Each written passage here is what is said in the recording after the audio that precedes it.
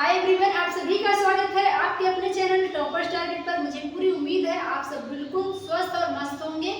Class 12 के math की जो सीरीज है आखिरी चैप्टर के लिए, जिसका नाम है प्रोबेबिलिटी, अब स्टार्ट हो चुकी है, जिसमें लेक्चर 1 कंप्लीट हो चुका है, जिसमें मैंने आपको प्रोबेबिलिटी चैप्टर में क्या पोर्शन पढ़ना है, क्या डिलीट हो गया है, इन सभी बातों पर हमने चर्चा किया हुआ है। साथ में हमने पहले एक्सरसाइज के लिए जो भी बेसिक कॉन्सेप्ट की ज़रूरत है उसको मैंने बताया है। मैंने आपको सप्रतिबंध प्रायिकता यानी कि कंडीशनल प्रोबेबिलिटी के बारे में बताया था और साथ में फॉर्मूले का डेरिवेशन भी करा दिया था। ये पूरा ही चैप्टर विदाउट फॉर्मूले के भी लगाया जा सकता है, लेकिन चूंकि आपको कॉन्सेप्ट पे नंबर मिलता है, स्टेप वाइज आपको नंबर लेना होता है, इसलिए आपको फॉर्मूले की ज़रूरत पड़ेगी। हालांकि प्रत्येक सवाल को मैं बिना फार्मूले के यूज के भी लगाना सिखाऊंगी, लेकिन फार्मूला आपको यूज करना आना चाहिए, क्योंकि आप बोर्ड का एग्जाम दे रहे हैं, ना कि कोई कंपटीशनल एग्जाम। ठीक है, तो फार्मूले की चर्चा हो चुकी है। आज हम करेंगे एक्सरसाइज 13.1 को, और चूंकि एक्सरसाइज काफी लंबा है, 17 से 18 सवाल है, तो एक पार्ट के अंदर तो कंप्लीट नहीं हो पाएगा, तो इसके 2 पार्ट आपको देखने को मिलेंगे। पार्ट 1 आज के लेक्चर में हम आधे पोर्शन को कवर करेंगे, बाकी के आधे पोर्शन को पार्ट 2 में कंप्लीट कराया जाएगा। तो पूरा मन तन धन से लास्ट तक वीडियो को देखिएगा, क्योंकि ये चैप्टर इंटरेस्टिंग होने के साथ साथ बहुत ज़्यादा इम्पोर्टेंट है। अवकलन, समाकलन और बात करें उसके अलावा अगर मेन कोई चैप्टर है जिसमें बहुत अच्छा क्वेश्चन पूछा जाता है तो ये है प्रोबेबिलिटी। तो इसको बिल्कुल ध्यान से पढ़ना है और मैं इसलिए इसको पहले करा रही हूँ। ठीक है, 13.1 एक्सरसाइज पे आ जाते हैं। उससे पहले कि आगे बढ़े, आप चैनल को अभी तक अगर सब्सक्राइब नहीं किए तो चैनल को सब्सक्राइब कर लीजिएगा, वीडियो को लाइक जरूर कर दीजिएगा, शेयर कर दीजिएगा। आइए देखते हैं पहला सवाल क्या है। दिया है यदि ई और एफ इस प्रकार की घटनाएं हैं कि P E is equals to दिया है 0.6, पी एफ दिया है 0.3 और पी ई इंटरसेक्शन दिया है 0.2, तो आपको पी ई बाई एफ और पी एफ बाई ई की वैल्यू निकालनी है। कंप्लीट ये फार्मूले पर ही दिया हुआ है, कुछ अलग थोड़ी है। पी ई मतलब ई कोई इवेंट है, घटना है, उसके घटने की प्रोबेबिलिटी है 0.6, और दूसरी घटना एफ है जिसके घटित होने की प्रोबेबिलिटी 0.3 है। इंटरसेक्शन दोनों का दिया है, तो कह रहा है यदि शर्त, कंडीशनल प्रोबेबिलिटी का सवाल है, इसमें हमेशा नीचे वाला शर्त होता है, ऊपर वाला निकालना होता है। तो कह रहा है यदि f हो चुका है तो e के घटित होने की प्रोबेबिलिटी क्या होगी, यदि e घटित हो चुकी है तो f के घटित होने की क्या होगी प्रायिकता। आइए करते हैं। यहाँ आप क्या करेंगे, आपको दिया है चुपचाप से p कितना दे रखा है, p आपका है 0.6, pf आपको दे रखा है 0.3, पी ई इंटरसेक्शन एफ भी दे दिया है 0.2। अब याद करिए पिछला लेक्चर में मैंने बताया है कि कंडीशनल प्रोबेबिलिटी का फार्मूला क्या होता है। अगर आपने लेक्चर अटेंड नहीं किया, डिस्क्रिप्शन में लिंक है, वहां से देख सकते हैं, साथ में डायरेक्टली आई बटन पर क्लिक करके उस वीडियो को देख सकते हैं। अभी एक ही पार्ट कंप्लीट हुआ है, छोड़ के आप मत पूरा करिए। एक सीरीज से जैसे मैं करा रही हूँ, हर लेक्चर को अटेंड करिए, पूरा समझ में आएगा आपको, कहीं से भी कोई डाउट नहीं रहेगा। आइए, हमें पहला मान पूछा है प्रोबेबिलिटी ऑफ ई निकालिए, जबकि एफ दिया हो। जो भी बटे में होता है वो शर्त होता है, यानी कह रहा है, कहने का इसका क्या मतलब है कि यदि पता हो कि एफ घटित हो चुका है तो ई के घटित होने की क्या प्रायिकता है। हालांकि ये वैल्यू में मान दिया है, तो इसमें इसकी विशेषता आपको पता नहीं चल पा रही है, लेकिन जब लैंग्वेज में सवाल आगे आएंगे तो वहाँ अच्छे से समझ में आएगा कि क्या घटित हो चुका है, क्या घटित होने की प्रायिकता पूछ रहा है। फिलहाल इसमें तो वैल्यू दिया है, सीधे मान रखेंगे। मैंने क्या बताया था, नीचे है चाहे ई नीचे हो, दोनों में ही ऊपर क्या होता है, दोनों का इंटरसेक्शन, और बटे में होता है नीचे वाला, नीचे वाला, यानी कि प्रोबेबिलिटी ऑफ पी यानी कि probability of E intersection F divided by probability of F, यानी जो नीचे है वही नीचे। सारा वैल्यू तो आपको दिया है, आप रख सकते हैं। इसकी प्रायिकता दी हुई है 0.2 इसकी प्रोबेबिलिटी दिया हुआ है P का मान दिया है 0.3, पॉइंट हटाएंगे 10 से ऊपर नीचे गुणा तो P E/F की वैल्यू आ जाएगी 2/3। यही आपके सवाल का आंसर है। ठीक है, आ जाइए अगले पे। अगला आपसे पूछा है P F इंटरसेक्शन E क्या होगा। तो इस बार E नीचे दिया है, जो नीचे दिया है वही बेस होता है। ऊपर अभी भी दोनों का इंटरसेक्शन ही होना है, PE intersection F divide by नीचे वाला, नीचे क्या है PE है। इंटरसेक्शन दोनों का कितना दिया है 0.2 दिया है, 0.2। PE का मान है 0.6, दशमलव हटाएंगे तो ये 2/6 हो जाएगा, भाग देंगे तो 1/3 आ जाएगा आंसर। तो बहुत आसान है, देख सकते हैं आप, हर सवाल आसान है इसका। बस आपको इसकी भाषा समझनी है कि ये कहना क्या चाहता है। अभी पहला सवाल है, इसमें कोई भाषा कठिन नहीं है। आगे जैसे जैसे सवाल बढ़ेंगे भाषा इसका कठिन होगा, सवाल नहीं कठिन होगा। इसको नोट कर लीजिए। आगे बढ़ते हैं दूसरे सवाल पर। इसी क्रम में बढ़ते हैं दूसरे सवाल पे। दूसरा सवाल दिया है, प्रश्न नंबर 2 है PA/B, यानी कि B पता हो तो A के घटित होने की प्रायिकता बताइए।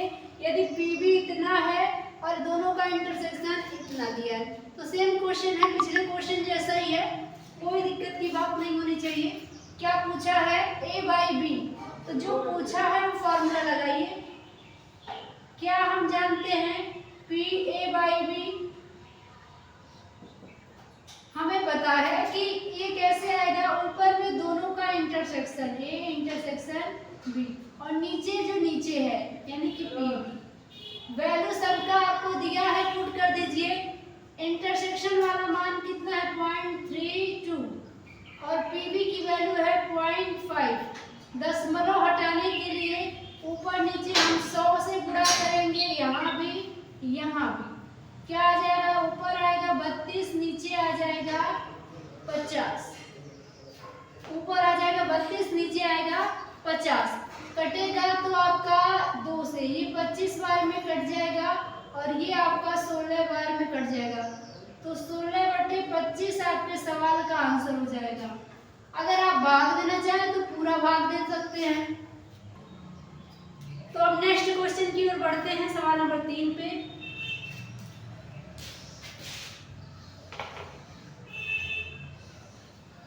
नेक्स्ट क्वेश्चन पे बढ़ते हैं। क्वेश्चन नंबर 3 दिया है, यदि PA की वैल्यू 0.8 है, PB दिया है 0.5 और PB/A की वैल्यू भी दिया है, तो कह रहे ज्ञात कीजिए पहला A इंटरसेक्शन B की प्रोबेबिलिटी क्या होगी, A/B की प्रोबेबिलिटी क्या होगी, और एक नया वैल्यू इंट्रोड्यूस कर दिया A यूनियन B की वैल्यू क्या होगी, A यूनियन B की प्रोबेबिलिटी क्या होगी, प्रायिकता।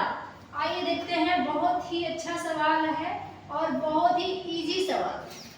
क्या क्या पता है आपके पास, PA दिया है ये 0.8 है, 0.8 और PB आपके पास दे रखा है 0.5 और यहाँ तक कि PB/A भी दिया है 0.4।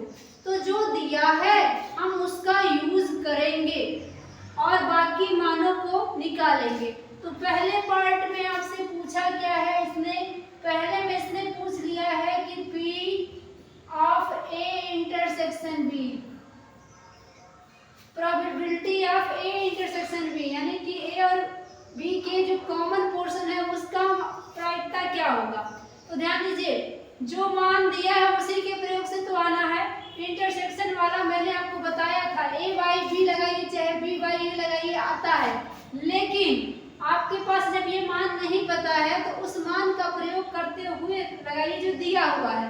तो यहाँ पे ये मान दिए हुए हैं तो इन्हीं का ही केवल प्रयोग कर सकते हैं। तो इसको देख के काम करिए, ये वाला फार्मूला लगाएंगे हो जाएगा। हम जानते हैं, क्या जानते हैं कि PB/A क्या होता है, यानी A पता हो तो B के घटित होने की प्रायिकता क्या होती है। तो अभी तो किया, दोनों का इंटरसेक्शन बटे में नीचे वाला, यही ना पढ़े हैं। जो जो मान पता है यहाँ से ला के रख लेंगे। तो PB/A की वैल्यू 0.4 है, इसीलिए मैंने b बाई ए लगाया। a बाई बी भी तो लगा ही सकते थे, लेकिन वो मान पता नहीं था, वो पूछा है आगे यहाँ पे दूसरे पार्ट में, इसलिए हमने b बाई ए जो दिया है उसको लगाया। ये मान कितना दिया है आपका, यहाँ से ये वाला मान आपके पास दिया है 0.4, और ये निकालना है p a इंटरसेक्शन b तो निकालना है, और पी ए का मान कितना है 0.8 है, 0.8। तो क्या हम यहाँ तिरछा गुणा करके निकाल सकते हैं? बिल्कुल निकाल सकते हैं। यहाँ पे आपका मान पी ए इंटरसेक्शन बी का क्या आ जाएगा, तिरछा गुणा कर लेंगे, तिरछा गुणा करेंगे तो 8 चौक के 32, और पॉइंट 2 अंक के बाद लगेगा तो पॉइंट यहाँ लग जाएगा 0.32 आपके क्वेश्चन नंबर 1 का आंसर हो जाएगा। इसका दूसरा पार्ट देखिएगा, दूसरा पार्ट दूसरे में पूछ लिया है a बाई बी। अब a बाई बी लगा सकते हैं जब इंटरसेक्शन आ गया, तो लगाइए p a बाई बी पूछा है, क्या होगा, तो यही फार्मूला लगा दीजिए जो पूछा है। p a बाई बी होता क्या है, दोनों का intersection P A intersection B divided by नीचे वाला पी बी, दोनों का इंटरसेक्शन क्वेश्चन नंबर 1 वाले में हमने लगाया हुआ है, कितना है 0.32, और पी बी की वैल्यू तो क्वेश्चन ने दे ही रखा था 0.5। ऊपर नीचे आप क्या करेंगे, 100 से गुणा करके पूर्णांक बना सकते हैं, बना लेंगे तो यहाँ आ जाएगा आपके पास 32 ऊपर, और नीचे में आएगा 50। तो यहाँ भाग देंगे तो 16/25 आपके क्वेश्चन का आंसर हो जाएगा, 16/25। भाग देना चाहें तो भाग भी दे सकते हैं, कोई दिक्कत नहीं, दशमलव में जाएगा, 1-2 अंक तक भाग भी दे सकते हैं, यहाँ चाहें तो यहाँ भी छोड़ सकते हैं। क्लियर है? आइए आगे बढ़े। इसका तीसरा पार्ट, इसका तीसरा पार्ट क्या है, तीसरे पार्ट में पूछ लिया है पी ए यूनियन बी क्या होगा। अब याद करिए सेट वाले चैप्टर में क्लास 11th में A union B, A B और इंटरसेक्शन में संबंध आपको बताया गया था, साथ में 11th की प्रायिकता में भी इसे बताया गया है, इस चैप्टर में भी मैंने एक बार बताया है। तो यहाँ ध्यान दीजिए क्या हो जाएगा, पी ए यूनियन बी क्या होता है, ध्यान से सुनिएगा, P A plus P B, ये नया फार्मूला नहीं है, पुराना वाला ही है, minus P A intersection B, यही ना होता है, यही तो पूछा है, सारे वैल्यू तो आपको दिए हुए हैं, रख लीजिए। पी ए कितना है, ये 0.8 है, 0.8, पी बी कितना है 0.5 है, और दोनों का इंटरसेक्शन कितना है 0.32। हल कर दीजिए इसे, आंसर आ जाएगा 8 और 5 13, यानी कि 1.3 आएगा, में से माइनस करना है 0.32 को, घटाएंगे कितना आ जाएगा, तो यहाँ 10 में से 2 घटेगा तो 8 आ जाएगा, और यहाँ 2 में से ये 2 बचेगा तो 12 में से 3 जाएगा तो 9 आ जाएगा, और यहाँ बचेगा 0, तो 0.98 इस क्वेश्चन का आंसर हो जाएगा।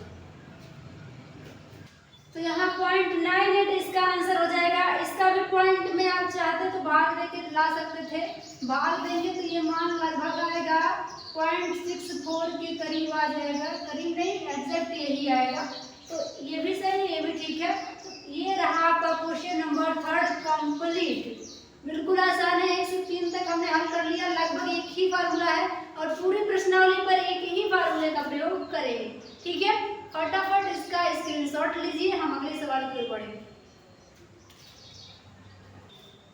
आइए बढ़ते हैं अगले सवाल पर, और ये सवाल भी पिछले सवाल की फोटोकॉपी है। आइए देखते हैं, सवाल नंबर 4 दिया है, पी ए यूनियन बी ज्ञात करना है, जो पिछले वाले का लास्ट पार्ट था, ए यूनियन बी ही वहां भी पूछा था, यहाँ भी पूछा है। कह रहा है 2pa बराबर pb बराबर 5/13 है, और pa बाई बी 2/5 दिया हुआ है। कोई दिक्कत की बात नहीं है, जो दिया है यूज करके हम जो पूछा है ला सकते हैं बड़ी ही आसानी से। देखिए यहाँ से नोट करिए क्वेश्चन से, देखिए यहाँ पे नोट करिए क्वेश्चन से कि कौन कौन सा क्या दिया है। तो यहाँ से हम देख पा रहे हैं कि पीबी एग्जैक्ट में 5/13 के बराबर है। तो आप नोट कर सकते हैं कि पीबी बराबर है 5/13। क्लियर। दूसरी चीज 2PA भी पीबी के बराबर है और ये भी बराबर इसके है, यानी हम कह सकते हैं कि ये खुद भी इसके बराबर होगा। तो 2PA अगर 5/13 के बराबर है तो PA कितना होगा, यानी डबल PA इसके बराबर है तो PA केवल किसके बराबर होगा, इसके आधे के बराबर। तो इसका आधा करेंगे तो यहाँ से PA आ जाएगा। ये 2PA का मान था तो PA क्या होगा, 5/13 का भी आधा क्या होगा, आधा कर दीजिए 1/2, नीचे ही 2 आएगा ना, तो क्या हो जाएगा 5/26 आ जाएगा, 5/26। और साथ में एक और वैल्यू दिया है, PA/B की वैल्यू दिया है 2/5। अब देखते हैं कि हमें पूछा क्या है, यूनियन पूछा है ना। तो यूनियन वाला फार्मूला अभी याद करिए, यूनियन वाला अभी लगाया था जस्ट पिछले सवाल में। तो वहाँ क्या होता था, PA + PB - PA intersection B। Intersection आया था ना, उसमें भी आया था। तो इंटरसेक्शन जब आया था तो इसका मतलब है कि फिर इंटरसेक्शन की जरूरत है A और B के, जो दिया कहीं भी नहीं है। तो इंटरसेक्शन लाने के लिए ही इस मान को भी दे दिया है, क्योंकि बिना इस मान के इंटरसेक्शन नहीं आएगा, तो इसीलिए इसको दिया है। नहीं तो केवल A और B ही तो देता, इसके देने की क्या जरूरत थी। यूनियन पूछा है जब, तो यूनियन में इंटरसेक्शन की जरूरत है, इसलिए ये दिया है। तो पहले इस वाले का मान लगा करके हम इंटरसेक्शन निकालेंगे और फिर यूनियन वाला लगाएंगे। तो यहाँ पे क्या हो जाएगा, हम जानते हैं कि क्या PA/B सप्रतिबंध प्रायिकता का फार्मूला क्या होता है, PA इंटरसेक्शन B / नीचे वाला यानी PB। यहाँ से इंटरसेक्शन आ सकता है, मान रखेंगे तो इसकी वैल्यू कितना दिया है, 2/5 दिया है, बराबर में इसका मान ही तो पूछा है, PA इंटरसेक्शन B का ही वैल्यू निकालना है। PB दे रखा है 5/13, 5/13। तो यहाँ तिरछे गुणा कर दीजिए, इंटरसेक्शन आ जाएगा। यहाँ से आपका PA इंटरसेक्शन B क्या आ जाएगा, इसका तिरछा गुणा कर देंगे, यानी 2/5 में गुणा हो जाएगा 5/13 का। 5 से 5 कट जाएगा, आपका 2/13 आ जाएगा PA इंटरसेक्शन B। अब आराम से यूनियन को निकाल सकते हैं। पुनः हम क्या करेंगे, हम जानते हैं कि PA यूनियन B क्या होता है, PA + PB - PA intersection B।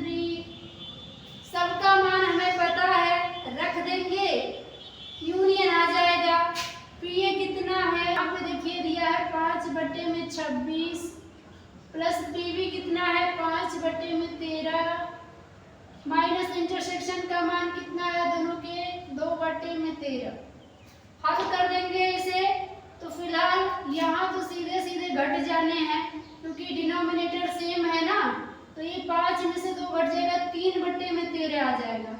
यहाँ से हो जाएगा 5/26 और ये प्लस वाला बड़ा है तो 3/13 आएगा। हल करेंगे तो 26 हो जाएगा, इसका एलसीएम हो जाएगा 26। एक बार में तो ये 5 प्लस ये 2 बार में तो 3 दूनी 6, यानी 6 5 11/26। आपका PA यूनियन B की वैल्यू हो जाएगी 11/26। इस क्वेश्चन का सही आंसर। इसका स्क्रीनशॉट आप ले सकते हैं। हम अगले सवाल की ओर फिर बढ़े।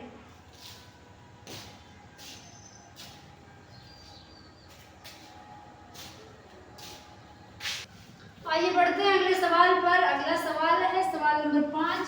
यदि PA दिया है 6/11, B दिया है 5/11 और दोनों का यूनियन इस बार दे दिया है 7/11। बहुत बड़ी बात है, यूनियन पहले दिया है, इंटरसेक्शन की चर्चा नहीं किया है। कह रहा है ज्ञात कीजिए। ये देखिए इंटरसेक्शन इसने पूछा हुआ है पहले में, दूसरे में A/B पूछा है, B/A पूछा है। कोई दिक्कत की बात नहीं है, पहले से लेकर के 5वें सवाल तक हमने इन्हीं वैल्यू के बीच में तो हम चल रहे हैं, इन्हीं वैल्यू के बीच में हम मान इधर उधर कर रहे हैं, है ना। तो हमें आराम से आ जाना चाहिए ये सवाल भी। चलिए करते हैं। देखिए क्या दिया है, पीए दिया है, पीबी दिया है, यूनियन दिया है। एक बार नोट कर सकते हैं आप। पीए दिया है 6/11, पीबी दिया है 5/11 और पी ए यूनियन बी भी दिया है 7/11। आपको जो भी पूछा है आराम से आप निकाल सकते हैं। पहला ही क्वेश्चन पूछा है पी ए इंटरसेक्शन बी और आपको लगाना भी पहला ही पड़ेगा। ऐसा क्यों? क्योंकि ये सब तब तक नहीं आ सकते जब तक इंटरसेक्शन नहीं आ जाए। क्लियर? अब हम क्या करेंगे, इंटरसेक्शन के लिए यूनियन दिया है ना, तो यूनियन वाले फार्मूले का यूज करके हम लगाएंगे। तो हम क्या जानते हैं, क्योंकि मैंने अभी पिछले ही सवाल में आपको बताया है पी ए यूनियन बी क्या होता था, P A plus P B minus P A intersection B. सबका मान रख दीजिए, जो भी पता है आपको। इसका वैल्यू दिया है यूनियन का 7/11, पी ए दिया है आपके पास 6/11, पीबी दिया है आपके पास 5/11 और पी ए इंटरसेक्शन बी पूछ लिया है। कोई दिक्कत नहीं है, इसको इधर भेजो, इसको भी उधर भेज दो। तो फाइनली मिलेगा क्या, इसको मैं इधर ले आ रही हूँ तो ये माइनस का प्लस हो जाएगा, ये मिलेगा पी ए इंटरसेक्शन बी। इधर देख सकते हैं डिनोमिनेटर सेम, तो सीधे सीधे न्यूमरेटर जुड़ जाएगा। तो 6 5 11/11 यानी 11/11 कट जाएगा। मैं जानती हूँ, लेकिन आप काटो ही नहीं, काटने से फायदा ही नहीं है, इसलिए मत काटो। और फिर 7/11 को दूसरी तरफ भेजेंगे तो ये माइनस का 7/11 हो जाएगा। अब देखो अच्छा लगेगा, नहीं काटा उसका फायदा क्या है। सीधे सीधे यहाँ भी डिनोमिनेटर सेम है तो ये घट जाएगा। कितना आ जाएगा, यहाँ से 11 में से 7 घट जाएगा तो 4/11 आपके क्वेश्चन का आंसर हो जाएगा। क्वेश्चन नंबर 1 यहाँ कंप्लीट हो जाता है। सेकंड पे चलिए, सेकंड नंबर क्या पूछा है। सेकंड आपको पूछ रखा है पी ए बाई बी बताइए, पी ए बाई बी पूछ रखा है। तो इसमें कौन सी बड़ी बात है, कई बार तो हम लोग निकाले हैं। क्या होगा, पी ए बाई बी क्या होता है, दोनों का इंटरसेक्शन अपन नीचे वाला यानी पी बी। इंटरसेक्शन अभी जस्ट निकाला है हमने, कितना है 4/11 डिवाइडेड बाई पी बी की वैल्यू 5/11 है, 5/11। ये देखो 11 से 11 कट गया, आंसर आ जाएगा 4/5। क्लियर? देखा, इससे आसान क्या लोगे आप, वो भी 12th के मैथ में। आइए थर्ड पार्ट को देखते हैं। थर्ड पार्ट क्या दिया है, थर्ड पार्ट पूछा है P B by A, P B upon A की वैल्यू पूछा है। इसका भी मैंने बताया है पी बी बटे ए क्या होता है, दोनों का इंटरसेक्शन बटे नीचे जो दिया है। मान रखो, इंटरसेक्शन का मान हो रहा 4/11 और पी का मान 6/11, भाग दे दो, कितना आएगा 4/6 और भी कटेगा तो 2/3 आ जाएगा। ये होगा इस क्वेश्चन का सही आंसर। तो यहाँ पे बड़ी ही आसानी से सवाल नंबर 5 तक सभी क्वेश्चन एक ही टाइप के थे, सब हो गए हैं। अब यहाँ तक तो मान वाले क्वेश्चन, यहाँ तक तो क्वेश्चन जो भी दिए थे उसमें वैल्यू पुटिंग का ही था, यानी एक्चुअल वैल्यू खुद दिया था, आपको वैल्यू ही रखना था। अब आगे के जो सवाल आ रहे हैं आपके सामने आने वाले हैं, वो वैल्यू पुटिंग का केवल नहीं है, काम तो यही करने हैं हम लोग को, लेकिन इस बार आपको खुद से वैल्यू पहले निकालना है, फिर पुट करके मान रखना है। कहने का मतलब यहाँ खाना बना था, आपको खाना था, अब आपको बनाना है फिर खाना है, अंतर इतना ही है, काम वही है। क्लियर? स्क्रीनशॉट लीजिए इसका, बढ़ते हैं अगले सवाल पे।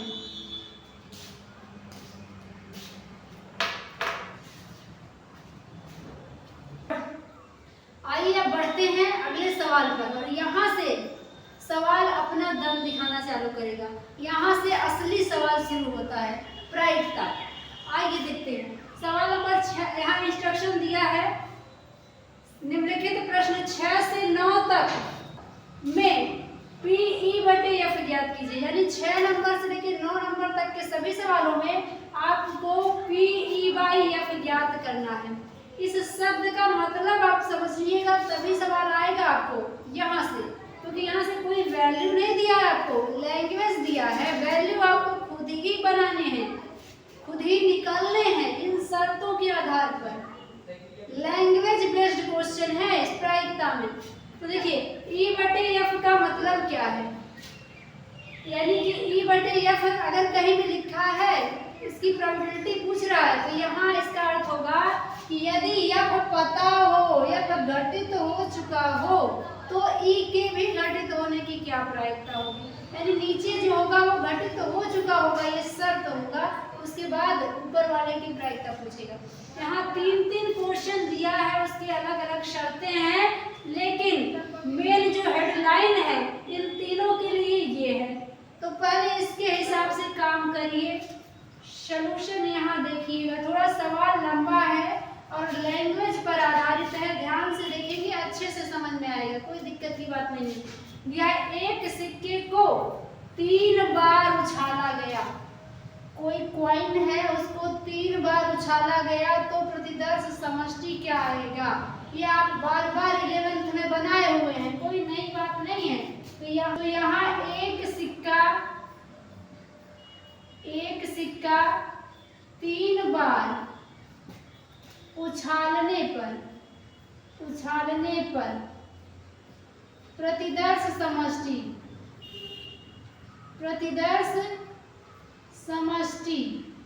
क्या होगा, चलिए देखते हैं। 3 बार उछला है, एक सिक्का है, सिक्के पर तल कितना होता है बताइए। कुल पॉसिबिलिटी कैसे निकालते हैं, पार्ट 1 में भी मैंने बताया है, 11th का ही सिलेबस है प्रतिदर्श समष्टि वाला।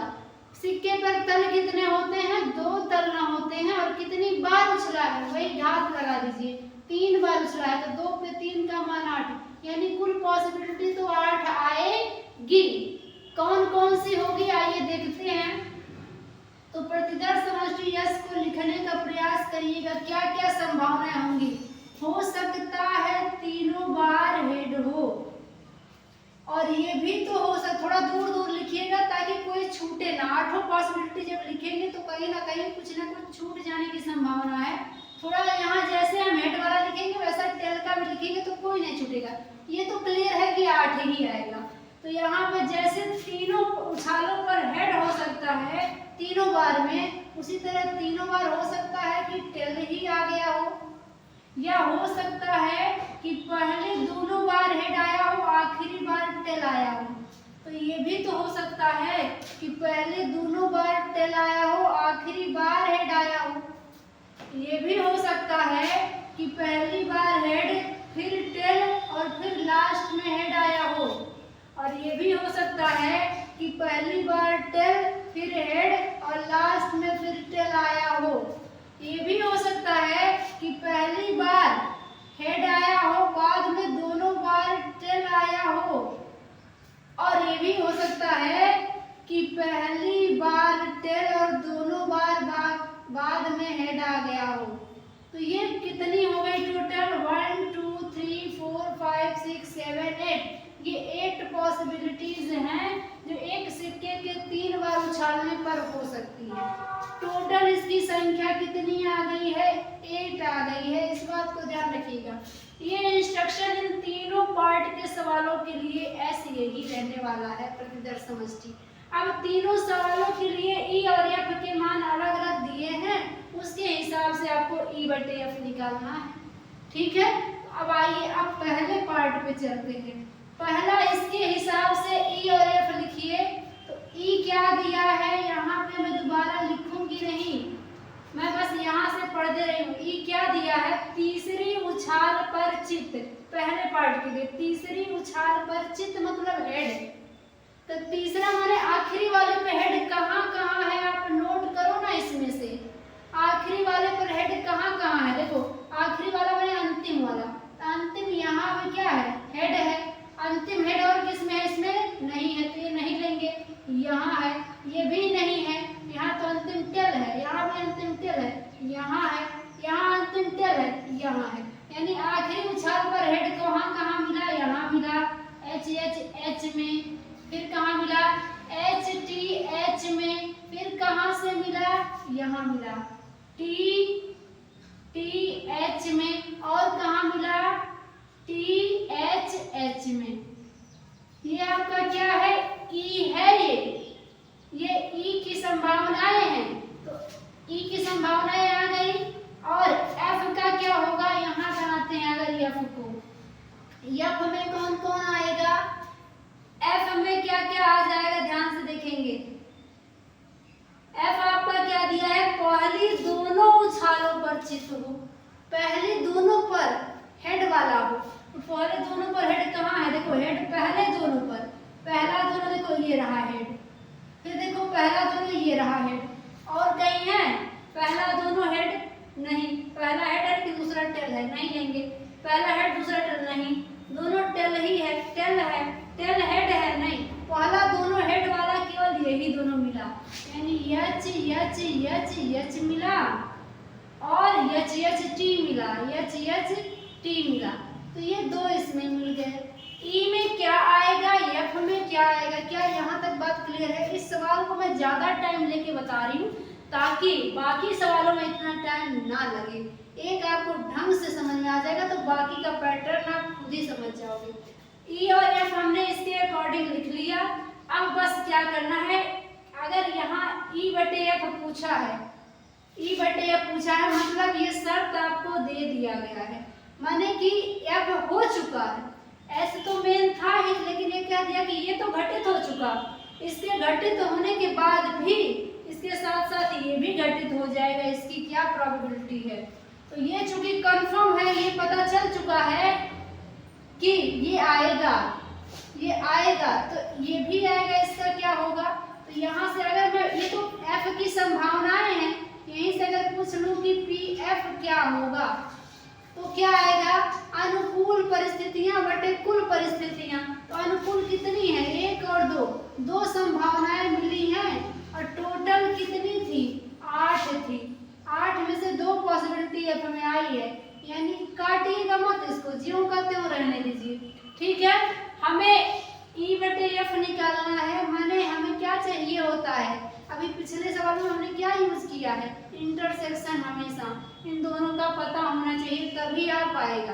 तो दोनों का इंटरसेक्शन अगर मैं पूछूं आपसे कि पी ई, यहाँ पहले इंटरसेक्शन निकालेंगे तब प्रोबेबिलिटी निकालेंगे, तो दोनों का इंटरसेक्शन ई इंटरसेक्शन एफ क्या आएगा, ई और एफ में क्या कुछ कॉमन है, तो आपको दिख रहा होगा एच एच एच दोनों में है, एच एच एच दोनों में है, बाकी कुछ कॉमन नहीं है क्योंकि एच एच टी है और यहाँ नहीं है, एक ही कॉमन है।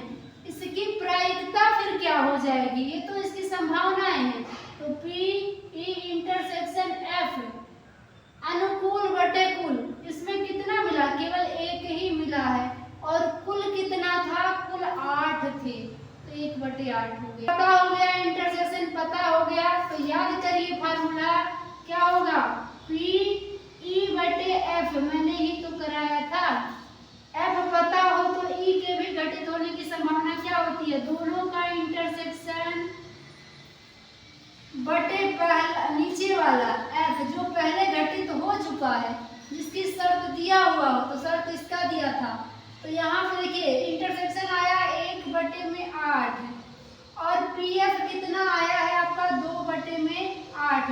पीई नहीं निकालेंगे यही तुरंत क्योंकि वो एक्चुअल नहीं होगा, हमें पी किसके हिसाब से आएगा, इसके, क्योंकि ये पता है कि पहले घटित हो चुका है, तो इसके हिसाब से लिखेंगे, ये नहीं कि इसमें 1 2 3 4/8 कर दे, नहीं वो गलत होगा, क्योंकि बटे में लिखने का मतलब ये है, ये आपको ये मान पूछा है, ठीक है। तो यहाँ 8 से 8 कट जाएगा, आ जाएगा 1/2, इस क्वेश्चन का सही आंसर हो जाएगा। क्लियर है, तो यहाँ तक नोट कर लीजिए, इसका दूसरा पार्ट फिर करें। आइए इसी सवाल का जो दूसरा पार्ट दिया है उसको करते हैं। दूसरे पार्ट के लिए भी प्रतिदर्श समष्टि नहीं बदलेगा, सेम रहेगा, दूसरे पार्ट के लिए ई कुछ और दिया है, एफ कुछ और शर्त दिया है, तो जो दिया है उसके अकॉर्डिंग आपको ई लिखना चाहिए। अब इस बार ई में क्या आएगा, ई कह रहा है दूसरे में न्यूनतम दो चित्त हो। इस न्यूनतम और अधिकतम शब्द को ध्यान से समझिएगा, ये कई बार कंफ्यूज करता है। न्यूनतम दो चित्त हो, इसका कहने का क्या मतलब है, न्यूनतम दो चित्त हो मतलब कम से कम तो दो चित्त होना ही चाहिए, उससे ज्यादा हो सकता है, कम नहीं। न्यूनतम दो ही होना है मतलब क्या है, न्यूनतम दो हो, कम से कम दो हो, उससे ज्यादा कितने भी हो जाए, लेकिन दो से कम नहीं हो सकता है। तो यहाँ न्यूनतम दो, यानी न्यूनतम दो हेड कहाँ कहाँ है, कम से कम दो हेड, तो यहाँ तो तीनों है, तो ये भी आएगा क्योंकि कम से कम दो चाहिए, उससे ज्यादा हो सकते हैं लेकिन उससे कम नहीं। तो यहाँ भी दो हेड हैं, ले लीजिए। यहाँ भी देखिए दो हेड हैं, HTH ले लीजिए। यहाँ दो हेड नहीं मिल रहे हैं, दो टेल है, तो ये नहीं होगा क्योंकि कम से कम दो हेड चाहिए। यहाँ भी नहीं है, यहाँ तो है ही नहीं, यहाँ भी नहीं, यहाँ भी नहीं, यहाँ है, तो ये THH हो गया। इसी के अकॉर्डिंग आप F निकाल लो जो दिया हो। F क्या दिया है, कह रहा अधिकतम एक चित्त हो, यानी ज्यादा से ज्यादा एक ही हेड होना चाहिए, उससे ज्यादा ना हो। अधिकतम का मतलब क्या है, उससे आगे मत बढ़ो, कम भले हो जाए। न्यूनतम का मतलब उससे कम ना हो, ज्यादा भले हो जाए। कह अधिकतम एक हेड हो, ज्यादा से ज्यादा एक हेड हो, उससे ज्यादा होना ही नहीं चाहिए। तो ज्यादा से ज्यादा एक हेड होना चाहिए, ज्यादा नहीं, एक हेड से ज्यादा नहीं। तो यहाँ तो तीनों हेड है, नहीं आएगा। दो हेड है, नहीं आएगा। दो हेड है, नहीं आएगा। एक हेड तो हो सकता है ना, तो ये आ जाएगा HTT। फिर TTT, ये भी आएगा इसमें TTT, ठीक है, क्योंकि अधिकतम दो हेड कहा है, कम से कम तो कोई नहीं होना चाहिए, है ना, तो ये भी आ जाएगा। यहाँ पे एक हेड है तो ये भी आ जाएगा। ये नहीं आएगा क्योंकि इसमें दो हेड है। तो यहाँ पे कह रहे अगर ये पता है तो इसके होने की क्या प्रोबेबिलिटी होगी, तो यहाँ पे PF निकालेंगे, F के घटित होने की प्रायिकता क्या हो जाएगी। F का PF निकाल रहे हैं क्योंकि F नीचे दिया है और ये शर्त है, जो नीचे होता वही शर्त होता है कि ये हो चुका है, तो इसके होने की क्या प्रोबेबिलिटी होगी, अनुकूल बटे कुल। अनुकूल कितनी है, 1 2 3 कंडीशन अनुकूल आया, और कुल कितना था, प्रतिदर्श समष्टि S था कुल, तो कुल है 8, 2 में से भाग मत दीजिए, जैसा है रहने दीजिए। फिर हमें क्या करना होता है, E बटे F पूछे चाहे F बटे E पूछे, इंटरसेक्शन तो निकालना ही पड़ता है, तो हम निकाल देंगे E इंटरसेक्शन F को। E इंटरसेक्शन F में कौन आएगा, इन दोनों में कॉमन कुछ है क्या, जो दोनों में हो, तो मुझे तो नहीं लगता कोई कॉमन होगा, क्योंकि जो शब्द लिखे हुए थे यहाँ एक दूसरे के ही अपोजिट थे, तो यहाँ पे कुछ भी कॉमन नहीं हुआ मेरे हिसाब से, तो यहाँ 5 कॉमन हुआ। कुछ भी कॉमन नहीं हुआ है, दोनों अपवर्जी घटनाएं थी, यानी कि जब कुछ कॉमन नहीं होता है तो प्रायिकता क्या आ जाएगी, इंटरसेक्शन यहाँ पे थी, अनुकूल बटे कुल। यहाँ कुछ नहीं मिला माने 0, और बटे कुल माने 8, तो 0 में 8 से भाग देंगे तो भी तो 0 ही आएगा। और जब एक मान 0 आ गया है तो जो पूछा है निकालो, आपसे तो पूछा है PE बटे F क्या होगा, फार्मूला आप जानते हैं, दोनों का इंटरसेक्शन यानी E इंटरसेक्शन,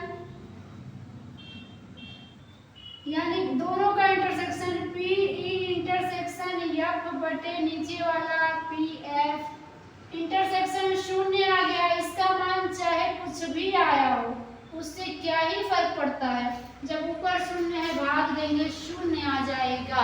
क्लियर है,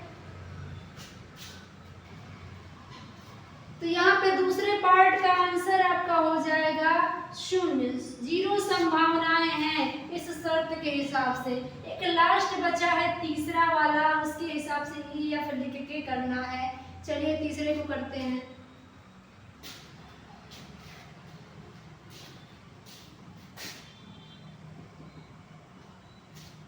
आइए लास्ट वाले पार्ट पे चलते हैं, छठे का लास्ट पार्ट है। ई देखिए क्या दिया है, इसके हिसाब से ई नोट करेंगे। S तो सबके लिए वही रहेगा। कह रहा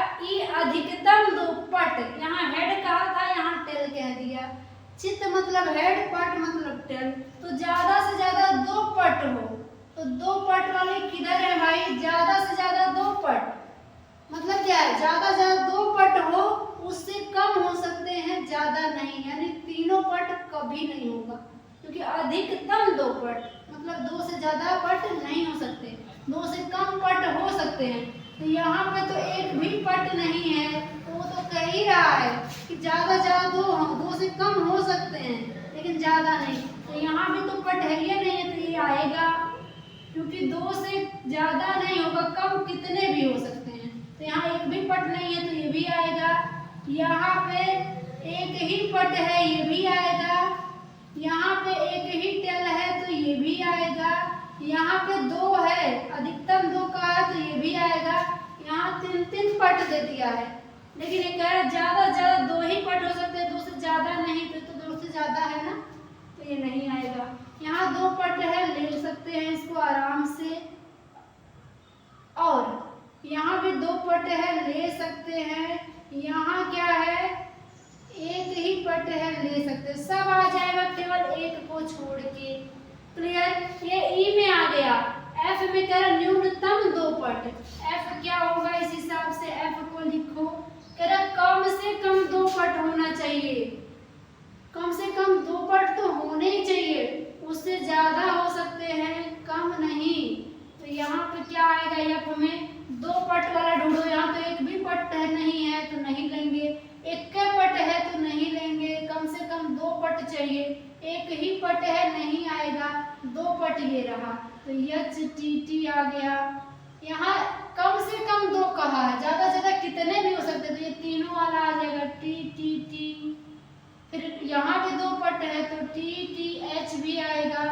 यहाँ भी 2 पट है, तो टी एच टी आएगा। यहाँ एक ही पट है, नहीं लेंगे, हमें कम से कम 2 पट या उससे ज्यादा चाहिए, कम नहीं। अब एफ के होने की प्रायिकता क्या हो जाएगी? यहाँ से पी एफ निकाल देंगे। प्रायिकता क्या होगी? अनुकूल बटे कुल, तो अनुकूल इसकी 1 2 3 4 है, तो 4 होगा। और कुल कितना है? 8 है। काटेंगे नहीं, किसी को कैंसिल नहीं करना। अब हमें क्या चाहिए? दोनों का इंटरसेक्शन, ई इंटरसेक्शन एफ निकालेंगे। देखेंगे क्या क्या कॉमन है दोनों में, क्या क्या कॉमन है। एच टी टी यहाँ है क्या? इसमें भी है, हाँ है, तो एच टी टी कॉमन हो गया। ट्रिपल टी यहाँ तो है, यहाँ नहीं है, कॉमन नहीं है। डबल टी एच यहाँ भी है, यहाँ भी है, कॉमन हो जाएगा। और फिर टी एच टी इसमें भी है, इसमें भी है, तो ये भी हो गया कॉमन। इतना कॉमन होगा और कुछ भी कॉमन नहीं होगा। अब इनकी क्या होगी? प्रायिकता निकाल देंगे। Probability of E intersection F क्या होगा? अनुकूल बटे कुल। अनुकूल कितना है? 1 2 3, और कुल कितना था? 8 था। अब हमारा ये सब आ चुका है, हमें क्या चाहिए? एफ बटे ई। ये सब अब हमें चाहिए पी ई बटे एफ। तो हम लोग जानते हैं पी ई बटे में एफ क्या होता है? दोनों का इंटरसेक्शन, यानी पी ई इंटरसेक्शन एफ बटे में पी एफ क्या होगा? दोनों का इंटरसेक्शन दिया है आपके पास 3/8 ये रहा, और पी एफ दिया 4/8। 8 से 8 कट गया, 3/4 इस क्वेश्चन का सही आंसर हो जाएगा। तो यहाँ पे क्वेश्चन नंबर 6 कंप्लीट हो जाता है। थोड़ा लैंग्वेज था इसमें, लेकिन मैंने पहले ही बताया था कि प्रायिकता गेम है, लैंग्वेज इसमें है। लैंग्वेज समझ में आ गया तो सवाल आ जाएगा। बाकी ये तो सिक्का ही उछाल रहे हैं हम, सिक्के की ही पॉसिबिलिटी है जो हम यहाँ लिख रहे हैं। ये वैल्यू अब नहीं देगा, वैल्यू आपको लैंग्वेज को पढ़ के समझ के खुद ही निकालने होंगे। आई होप क्लियर हो गया होगा। अगर थोड़ा सा भी डाउट है तो वीडियो को 1 से 2 बार देखा करिए आप, उसके बाद कभी डाउट नहीं रह जाएगा। अगले सवाल की ओर बढ़ते हैं।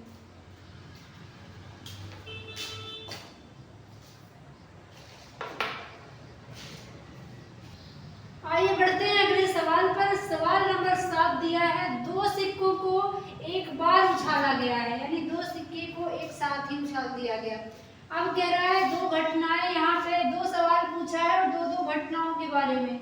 ई दिया है 1 सिक्के पर पट प्रकट होता है, एफ दिया है 1 सिक्के पर चित्र प्रकट होता है। तो क्या होगा, हमें निकालना क्या है, ध्यान दीजिए 6 से 9 तक हमें ई बटे एफ ही निकालना है, यानी एफ पता हो तो ई निकालना है। ठीक, और दूसरा कुछ और भी पूछा है, कोई दिक्कत नहीं, पहले हेडलाइन जो दिया है उसको आप लिखो। तो यहाँ पे मेन लाइन जो है आपका दोनों ही सवालों के लिए क्या दिया है, 2 सिक्के एक साथ उछाले जाते हैं। मैंने आपको पहले वाले पार्ट में ये बात अच्छे से क्लियर कराया है कि चाहे 2 सिक्के एक साथ उछाल दिए जाए और चाहे एक ही सिक्का 2 बार उछाला जाए, दोनों की ही पॉसिबिलिटी एक ही होती है, एक सिक्का 2 बार या 2 सिक्का एक साथ। तो सिक्के पे 2 तल होते हैं और 2 बार उछल रहा है या 2 सिक्का है तो 2 घात लग जाएगा, 2 दूनी 4 पॉसिबिलिटी कुल होगा प्रतिदर्श समष्टि के अंदर। तो इसका हम प्रतिदर्श समष्टि लिखेंगे, 2 सिक्कों को एक साथ उछालने के प्रतिदर्श समष्टि क्या होगा, प्रतिदर्श समष्टि क्या होगा अगर हम लिखें तो यहाँ ध्यान से देखिएगा, S बराबर क्या आएगा, 2 सिक्का है, हो सकता है पहली बार हेड आया हो और दूसरी बार भी हेड आ गया हो, तो ये भी हो सकता है कि पहली बार हेड हो और दूसरी बार टेल आ गया हो, और होने को तो ये भी हो सकता है कि पहले टेल बाद में हेड हो, और ये भी हो सकता है कि दोनों ही बार टेल हो। इसके अलावा अगर कुछ हो सकता है तो बता दो मुझे। कुछ नहीं होगा, टोटल आ गया आपके पास ये 4 प्रतिदर्श बिंदु मिल गए। ठीक है, ये पॉसिबिलिटी नहीं है इसका, ये बात ध्यान दीजिएगा, ये मैं बस काउंट करेंगे, मन में आप काउंट करेंगे, मैं यहाँ लिख के भले दे रही हूँ, आप पेपर में लिखिएगा नहीं, इसको आप मन में काउंट करिएगा, खुद दिख ही रहा है 4 है। ठीक है, तो इसकी प्रायिकता नहीं है, ये क्या है, मैं इस पॉइंट्स को बता रही हूँ कि इसमें कितने पॉइंट आ रहे हैं, 4 आ रहे हैं। क्लियर, अब इसमें 4 पॉइंट आ रहे हैं, क्लियर। अब पहला वाला इसमें करते हैं, पहले वाले में क्या दिया है, पहले वाले के लिए ई को पढ़िए और लिखिए। अब ई के अंदर क्या आएगा, देखिए क्या दिया है, एक सिक्के पर पट प्रकट होता है, मतलब एक ही सिक्के पर, चाहे पहले वाले पे चाहे दूसरे पे पट है, दोनों पे नहीं, तो एक सिक्के पर पट चाहे पहले पे हो चाहे दूसरे पर, यहाँ दोनों पर है नहीं आएगा, यहाँ एक सिक्के पर है तो आएगा, यहाँ एक सिक्के पर पट है तो आएगा, यहाँ दोनों पर पट है तो नहीं आएगा। तो आपका ई तैयार है। अब आप देखो एफ क्या आएगा, एफ में क्या दिया है, एफ कह रहा है एक सिक्के पर चित्त आता है, चित्त मतलब हेड, तो यहाँ दोनों पर हेड है नहीं आएगा, यहाँ आया है एक पर और यहाँ आया है एक पर, यहाँ तो दोनों पर टेल आया है तो ये भी नहीं होगा। एफ मिल गया, ई मिल गया, लेकिन ई बटे एफ पूछा है तो आपको पी एफ भी निकाल लेना चाहिए, यानी एफ के घटित होने की प्रायिकता कितनी होगी, तो अनुकूल बटे कुल, अनुकूल में कितने पॉइंट्स हैं, 2, और कुल कितने हैं, 4, काटिएगा नहीं, जैसा है रहने दो। ठीक है, अब हमें ई बटे एफ के लिए इंटरसेक्शन चाहिए होता है, तो ई इंटरसेक्शन एफ निकाल दीजिए फटाफट। दोनों में कॉमन क्या है, पूरा का पूरा कॉमन है, एच टी और टी एच दोनों में ही है, तो कॉमन इतना आ गया। यहाँ से मैं पूछूं कि पी ई इंटरसेक्शन एफ क्या होगा, इसके घटित होने की प्रायिकता कितनी होगी, तो अनुकूल बटे कुल, यहाँ 2 है, यहाँ 2 है और कुल 4 है, तो ये भी इतना ही आ गया। हमें चाहिए पी ई बटे में एफ क्या होगा, तो ये हम लोग जानते हैं, क्या जानते हैं, पी ई इंटरसेक्शन एफ बटे पी एफ होता है, और ये मान हमारे पास दोनों ही दिया है, 2/4 पूरा पूरा कट जाएगा, कितना आएगा, 1 होगी। 100% पॉसिबिलिटी आ जाएगी कि ई भी घटित हो, अगर एफ घटित हुआ है। क्लियर है, इसका दूसरा पार्ट करें। आइए इसके दूसरे पार्ट को करते हैं। इसका दूसरा पार्ट दिया है ई। दूसरे पार्ट के लिए ई क्या होगा? अगर कोई पट नहीं आता है, टेल है ही नहीं, तो टेल कहाँ नहीं है? यहाँ भी है, यहाँ भी है, यहाँ भी है, यहाँ नहीं है, तो इसको केवल आएगा हेड हेड। ठीक है, अब हम लिखेंगे एफ में कौन आएगा? एफ कह कोई चित नहीं आता है, हेड नहीं आता है, तो जहाँ हेड नहीं आता तो जहाँ जहाँ हेड होगा वो कट जाएगा। सब में यहाँ तक हेड है, केवल यहाँ नहीं है, तो इसमें केवल टेल टेल वाला आ जाएगा। अब हमें पी एफ भी तो निकालना पड़ेगा ना, तो एफ क्या होता है? अनुकूल बटे कुल, तो अनुकूल एक ही है, कुल है 4। हमें इंटरसेक्शन भी चाहिए होता है, ई इंटरसेक्शन एफ। देखिए क्या है कुछ कॉमन इसमें कुछ भी नहीं है, फाई है। जब भी इंटरसेक्शन फाई आएगा तब शर्त खत्म, वहाँ 0 ही आ जाना है। फिर भी तसल्ली के लिए आप लगा सकते हैं, पी ई बटे एफ पूछा है, तो पी ई इंटरसेक्शन एफ बटे में पी एफ। इंटरसेक्शन एफ का मान, इसकी प्रायिकता क्या हो जाएगी? यहाँ से पी ई इंटरसेक्शन एफ प्रायिकता क्या होगी? जब इसमें कुछ कॉमन ही नहीं मिला, कुछ मिला ही नहीं, तो शून्य हो जाएगी, और ऊपर शून्य तो नीचे चाहे इसका मान रखो या न रखो, मान तो 0 ही आना है। तो ये दूसरे पार्ट का आंसर हो गया 0। 7वें का दूसरा पार्ट 0 आ गया। ये रहा आपके सवाल का आंसर। तो इसे जल्दी से नोट करिए, अगले सवाल की ओर बढ़े और उसी सवाल पर आज का लेक्चर समाप्त करेंगे। लेकिन अगला सवाल बहुत इंटरेस्टिंग है, क्योंकि वो डाइस से है और बहुत लेंदी लगेगा, लेकिन बहुत आसान सा उसका आंसर है। चलिए देखते हैं 8वें सवाल को।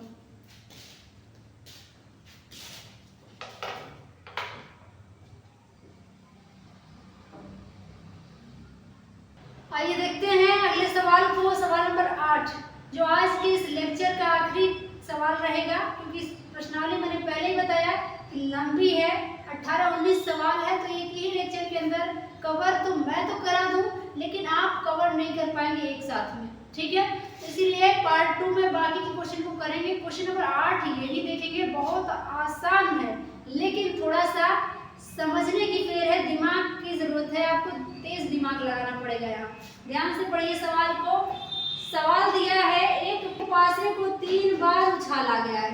एक ही पासा है, उसको 3-3 बार उछाल दिया गया है, और ई और एफ दिया है, तो आपको ई बटे एफ चाहिए। आप देखिए पासे पर 6 तल होते हैं, तो एक बार उछालने पर 6 पॉसिबिलिटी, लेकिन एक बार में 3 बार उछाला जा रहा है, तो कितनी आएगी? मैंने आपको बताया था तरीका निकालने का, कुल संभावना कितना आएगा। तो क्या करते थे, तलों की संख्या पर कितनी बार उछलता है उसकी घात लगा देते हैं। तो तल 6 होता है पासे पर, 3 बार उछला है, 3 बार, तो 3 घात 6 पे 3 माने 216 आता है। अब मैं कहूँ प्रतिदर्श समष्टि इसका बनाओ, तो मेरे भाई आपको एग्जाम में प्रतिदर्श समष्टि बनाते बनाते 15 मिनट लग जाएगा, कुछ ना कुछ छूट जाएगा। तो कभी भी तो पेपर में कभी भी ऐसा मत करने लग जाना कि 216 है, चलो इसका प्रतिदर्श समष्टि बना ले। प्रतिदर्श समष्टि का काम ही कितना होता है बताओ? केवल टोटल मान जानने के लिए ही तो काम होता है, जिसे हम पहले ही जान चुके हैं। तो यहाँ पे प्रतिदर्श समष्टि को मत बनाने लग जाना, ध्यान दो, सीधे लिखो यहाँ पे कितनी बार आएगा, सिर्फ इतना लिखना। कह दो यहाँ चूंकि एक पासे को 3 बार उछाला गया है, 3 बार उछाला गया है, तो तब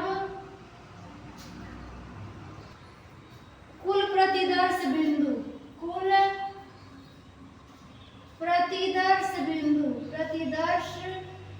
बिंदु कितने आएंगे? हमें इतने से ही काम है, तो 6 पे 3 यानी कि 216। अभी बताया तलों की संख्या संख्या पे कितनी बार उछाला जाता है उसकी घात निकाल देते हैं, वही होता है। अब हमें घटनाओं पे करना है, जो काम करना है। तो कह रहा है ई में क्या क्या आएगा थोड़ा आपको बनाना पड़ेगा। ई का ध्यान देना। कह रहा तीसरी उछाल पर 4 प्रकट होता है, यानी जब पासा उछाला जाता है 3 बार तो तीसरी उछाल पे तो 4 आता है। इसने कहा है इसके हिसाब से कि अंतिम बार जो तीसरा पारी है उस पे तो 4 फिक्स है, लेकिन पहले दोनों पे तो फिक्स नहीं है ना। पहले दोनों बार कुछ भी आ सकता है, लेकिन अंतिम पे तो 4 ही आएगा। तो ऐसा कितना बनेगा इस 216 में से कि अंतिम पे 4 आए। थोड़ा सा दिमाग लगाओ और मेरी बात यहाँ समझने की कोशिश करना। पासे पर आता कितना है 1 2 3 4 5 6, इसी में से आता है। लेकिन ये कंफर्म है कि तीसरी बार तो 4 ही आया है, लेकिन पहले दूसरी बार तो बदलेगा।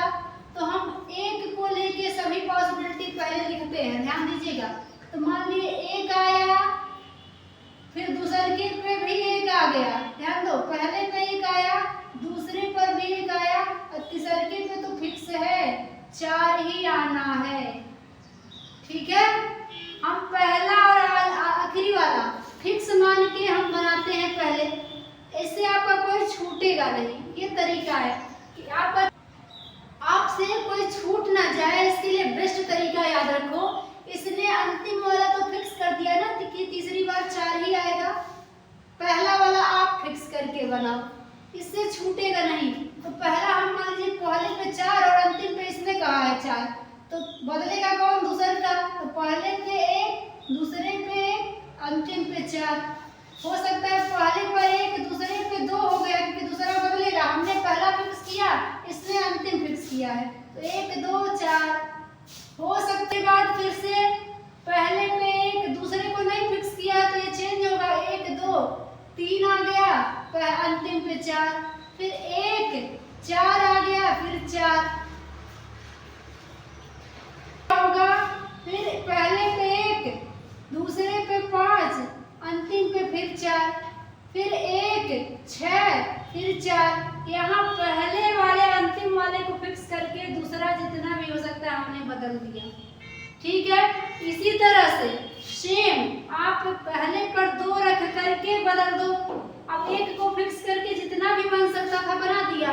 अब हम पहले स्थान पासे को 2 पे शिफ्ट करते हैं, यानी हम चेंज करते हैं। तो क्या बन सकता है?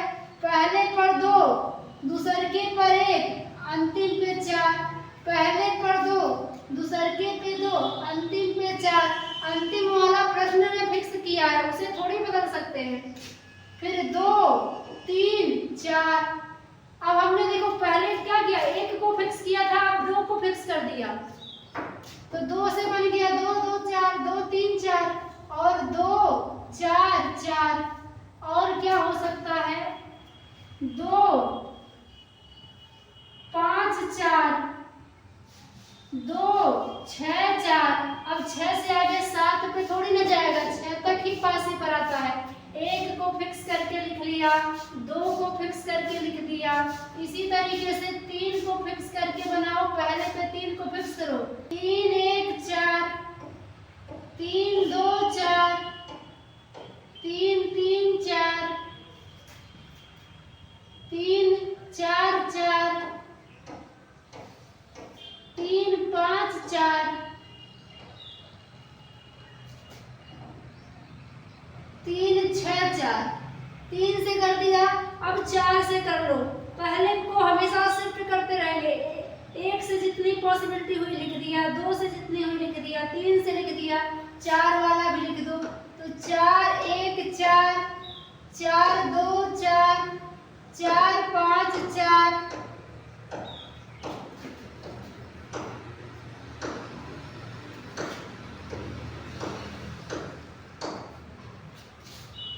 4 5 4, 4 6 4, 4। यहाँ पे 4 5 नहीं होगा, 4 3 होगा, 4 3 4, 4 4 1 4, 4 2 4 4 4 4 4 5 4 4 6 4, ये 4 वाले भी हो गए। अब 5 वाला इसी तरीके से होगा, तो 5 1 4 5 2 4 5 3 4 5 4 4 और 5 5 4 और 5 6 4। एक और बचा है 6 का, तो 6 वाला क्या होगा, 6 1 4 6 2 4 फिर 6 3 4 6 4 4 6 5 4 6 6 4। तो यहाँ से अगर आप ध्यान दिए होते तो पूरा बनाने की जरूरत ही नहीं थी, आपको टोटल पता लग जाता।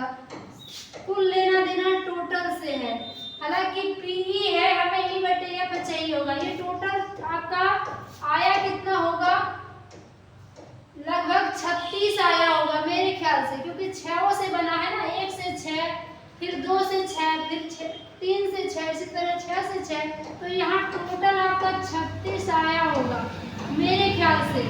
आपका जो इसमें कितने आएंगे, नहीं आपका 36 आया होगा मेरे ख्याल से। यहाँ पे अब एफ में क्या आएगा, एफ में एफ कह रहा है पहली दोनों उछाल पर क्रमशः 6 और 5 है। अब यहाँ पहले और दूसरे को फिक्स कर दिया कि पहले पे तो 6 ही आएगा, दूसरे पे तो 5 ही आएगा, यानी पहले पे 6 और दूसरी बार तो 5 ही आएगा, तो अंतिम में उछाल पर तो बदलेगा। तो कितने होंगे, इस तो आसान सा है।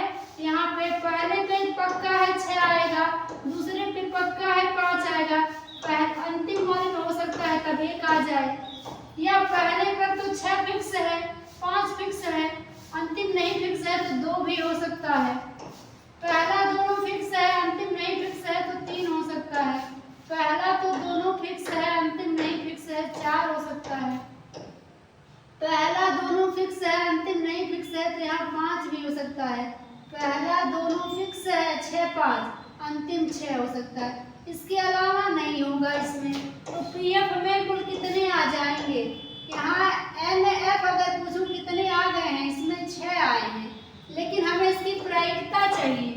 तो हम अगर पीएफ निकालें तो कितना आएगा, तो अनुकूल बटे कुल, अनुकूल कितना है 1 2 3 4 5 6, यहाँ लिखा हुआ है, तो अनुकूल 6 है। कुल कितना था, कुल मैंने बताया था 216 था, तो 6 बटे 216 आप काटेंगे तो कितनी बार में कटेगा, ये एक बार में नीचे 6 तिया 18 और 6 6 में 36, 1 बटे 36 आ गया।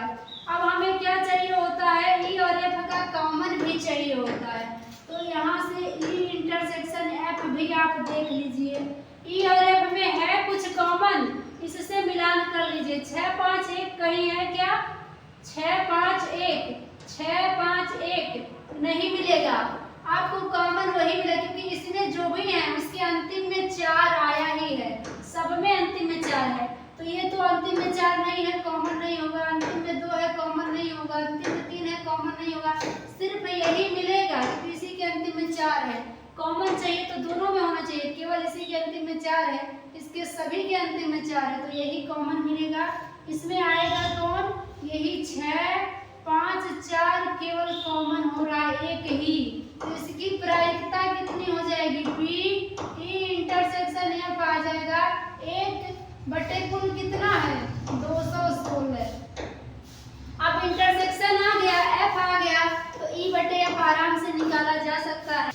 यहाँ पे अब हमें क्या चाहिए, अब हमें यहाँ पे अगर निकालें तो हमें चाहिए पी ई बटे में एफ, ये क्या होता है, पी ई इंटरसेक्शन एफ बटे में P F. E intersection F का मान 1 बटे 216 आ गया है, यहाँ 1 बटे 216, और पी एफ का मान यहाँ पे निकला है 1 बटे में 36, 1 बटे में 36, ये 36 सबसे ऊपर जाएगा, 36 ऊपर और नीचे आ गया 216, तो कितनी बार में 6 से 6 6 में 36 और ये 36 बार में, एक बार और कटेगा तो 1 बटे 6 आ जाएगा। यहाँ से आपका मान आ गया 1/6। तो इस क्वेश्चन का सही आंसर हो जाएगा 1/6। यहाँ पे क्वेश्चन नंबर 8 का आंसर आ गया 1/6। और आज का क्लास यहीं तक रहेगा, क्वेश्चन नंबर 8 तक, क्योंकि आगे बहुत सारे क्वेश्चन और रह गए हैं जिसे हम पार्ट 2 में कवर करा देंगे। आई होप यहाँ तक क्लियर हुआ। कि यदि कोई डाउट रह गया है तो कमेंट जरूर करिएगा, उसे मैं अगले पार्ट में उसको क्लियर कराते हुए आगे बढ़ूंगी। वीडियो पसंद आया है लाइक जरूर करिएगा, चैनल को सब्सक्राइब नहीं किए तो जरूर कर लीजिएगा, वीडियो शेयर करते रहिएगा। मिलेंगे अगले क्लास में, तब तक अपना ध्यान रखें। Bye bye, take care, good luck.